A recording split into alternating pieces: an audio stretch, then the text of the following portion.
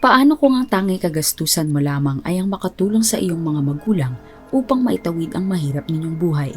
Ngunit sa araw ng iyong paghahanap ng pagkakakitaan ay ang huling pagkakataon nang makikita kanilang buhay. Handa ka na bang harapin ang kakaibang misteryo ng Jemboy Baltazar murder case? Mag-subscribe na at tuklasin ang kakaibang kaso na magbibigay liwanag sa mga sikreto ng nakaraan. Kumusta mga kaibigan? Ako ay muling nagbabalik para sa isa na namang nakakatakot na episode sa Pinoy Real Crime Stories. Ako si Maya, ang kasama niyo na maglalakbay sa isang istorya kung saan ang isang batang lalaki na walang ibang intensyon kundi ang maghanap buhay ay napagbintangan at binaril ng mga kapulisan. Ang paghahanap hustisya para sa isang inosenteng binatilyo.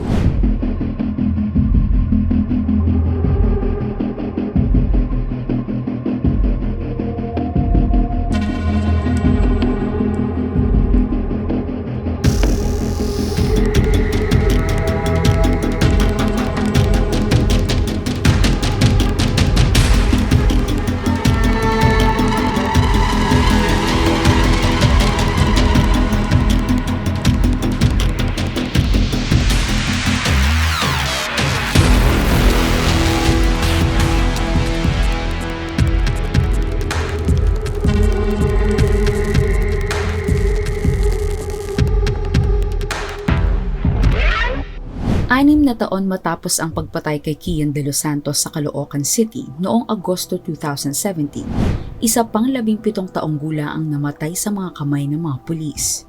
Si Jerod Jemboy Baltazar ay pinatay ng mga pulis sa Navotas City habang ang binata ay nasa ilog malapit sa kanilang tahanan. Siya ay isang mapagmalasakit na kapatid at isang mapagmahal na anak sa kanyang ina at ama. Si Jemboy ay nangangarap na maging isang seafarer, ngunit huminto sa pag-aaral bago siya matapos ng grade 10. Upang makatulong sa kanyang pamilya, nagtrabaho siya bilang isang mangingisda. Sa kasamaang palad, hindi na natupad ni Jemboy ang kanyang pangarap na makatulong sa kanyang mga magulang. Siya ay pinatay ng mga pulis sa parehong ilog kung saan sila gumagawa ng hanap buhay. Ang pagpatay kay Jemboy ay dumagdag sa mahabang listahan ng kaso ng pagpaslang sa mga inosente ng mga pulis. Bandang 1:30 ng hapon noong August 2023, nililinis nila Jemboy at ng kanyang kaibigan ang kanilang bangka.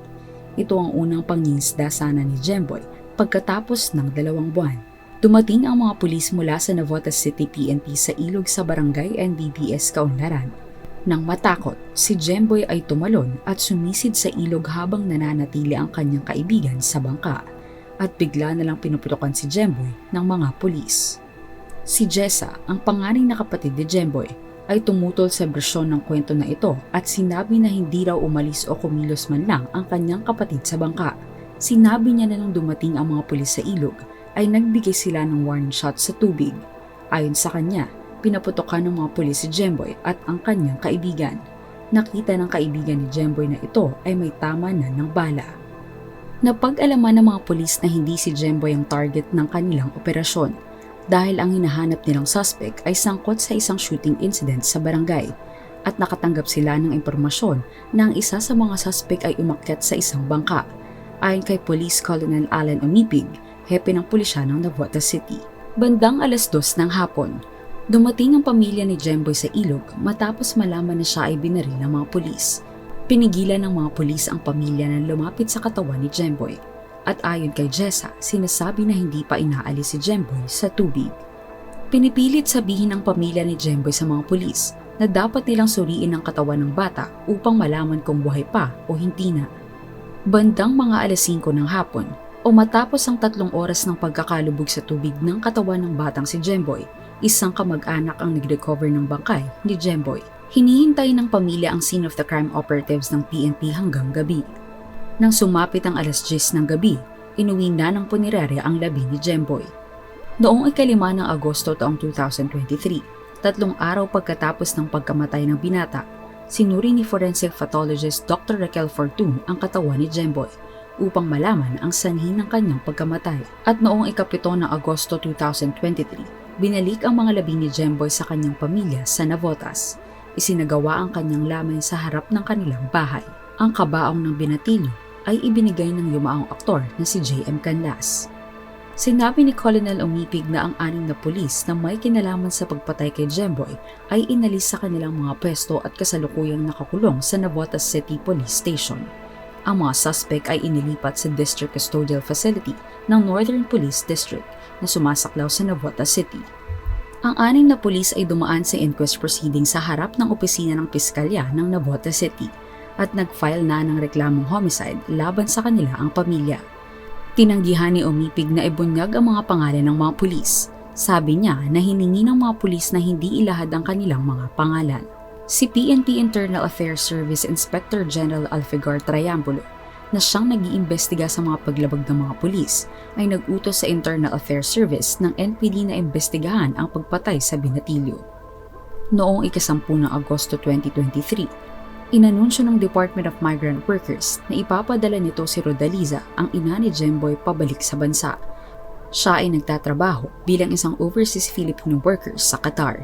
Sinabi ng DMW at Overseas Workers Welfare Administration na magbibigay sila ng 100,000 na tulong pinansyal at sasagutin ang gastos para sa libing ni Jemboy. Ang Department of the Interior and Local Government Chief Benhur Abalos, na siyang nag-oversee sa PNP, ay bumisita sa lamay ni Jemboy. Noong ika-11 ng Agosto 2023, dumating ang ina ni Jemboy sa bansa para sa lamay ng kanyang anak. Kinumpirma ng hepe ng pulisya ng Navotas City na isinampang isang administration case laban sa 2 ground commanders na naglilingkod bilang pinuno ng 6 na pulis. At ang criminal complaint laban sa mga pulis ay ibinaba mula sa homicide patungo sa reckless imprudence resulting in homicide. Naglabas naman ng pahayag ang Commission on Human Rights at ipinahayag ang pangangamba sa pagpatay kay Jemboy. Sinabi ng komisyon na may constitutional mandate na imbestigahan ang mga alegasyon ng pang-aabuso ng puwersa ng pamahalaan at isinasagawa na nila ang kanilang sariling investigasyon. Iniulat ni Fortun sa publiko na si Jemboy ay namatay dahil sa craniocerebral injuries due to perforating gunshot of the head, with asphyxia from drownings as contributory cause. Itinurong ng forensic pathologist na homicide ang pagpatay kay Jemboy dahil kung hindi siya nahulog sa tubig, may pag-asa pang mabuhay dahil ang pinsala sa utak nito ay hindi agad fatal. Sinabi rin ni Fortune na may tama rin sa bala sa kamay si Jemboy, isang defensive injury na nangangahulugang nagtangka ang binatilyo na ipagtanggol ang kanyang sarili nang barilin siya ng mga pulis. Ang mga natuklasan ng forensic pathologist ay sumusuporta sa pagsasalaysay ni Jessa. Noon pa man, sinabi ni Jessa na binaril ang kanyang kapatid sa likod ng leeg at ang bala ay lumabas sa ilong nito. Iniulat ng DILG na si Abalos ay makikipagkita sa mga opisyal ng PNP upang talakayin ang operational procedure ng pulisya. Noong ika-13 ng Agosto 2023, nag-post si forensic pathologist Dr. Raquel Fortun sa ex dating Twitter matapos bisitahin ng mga pulis ng Navotas ang kanyang opisina upang humingi ng kopya ng kanyang ulat sa autopsy ni Jemboy. Sinabi ni Navotas City Police Chief Colonel Alan Umipig na binisita nila ang opisina ng Fortun upang humingi ng kopya ng mga resulta ng autopsy dahil sa kahilingan ng mga piskalya at sinabing nagpadala rin ng sulat. Noong ika-14 ng Agosto 2023, sinabi ni Navotas Police Chief Umipig na ang body camera na suot ng mga pulis sa panahon ng pagpatay kay Jemboy ay hindi ito naka-on. Ito ay nagtanggal ng isa pang potensyal na source ng ebidensya sa pag-identipika sa mga pagputok ng baril. Ika-15 ng Agosto 2023, inutos ni Philippine National Police Internal Affairs Service Inspector General Alfigar Triambulo ng pagtanggal at pagsampa ng mga administrative charges laban kay Navotas City Police Chief Umipig. Sinabi ng PNP IAS na ang direktiba ay batay sa impormasyon na maaaring nag-utos si Umipig sa team leader ng mga pulis na tanggalin ang mga pangalan ng 11 police officers. Haharapin ni Umipig ang mga administrative cases para sa dishonesty at command responsibility. Noong ika-11 ng Agosto 2023, dinala sa huling hantungan si Jerode Jemboy Baltazar, 17 taong gulang sa Laloma Cemetery sa Caloocan City. Inilibing siya sa parehong araw na may marka ng 6 na taon mula ng kamatayan ni Kian de los Santos. Noong ika-27 ng Pebrero taong 2024, nahatulan si Police Staff Sergeant Jerry Maliban ng homicide at kinulong ng 4 na taon, 2 buwan at 10 araw hanggang 6 na taon, 4 na buwan at 20 araw sa bilangguan. Habang ang mga dating Police Executive Master Sergeant Roberto Balais Jr., Police Staff Sergeant Nico Esquilon, Police Corporal Edmar Jake Blanco at Patrolman Benedict Mangada ay may kasong illegal discharge of firearms dahil hindi napatunayan na may intensyon silang patayin ang 7 taong gulang na si Jemboy Baltazar at hindi sila nakipagsabwatan kay Maliban. Ano ang inyong opinion sa kaso ng Jemboy Baltazar murder case? I-share ang inyong mga saloobin sa comment section at huwag kalimutang mag-subscribe para sa mga karagdagang kwento ng misteryo at krimen dito sa ating channel. Maraming salamat sa pagtangkilik sa ating episode ngayon sa Pinoy Real Crime Stories. Kung nais ninyong makarinig ng iba pang mga kwento o mayroon kayong nais na talakayin, huwag magkatubiling mag-iwan ng inyong mga komento sa ibaba.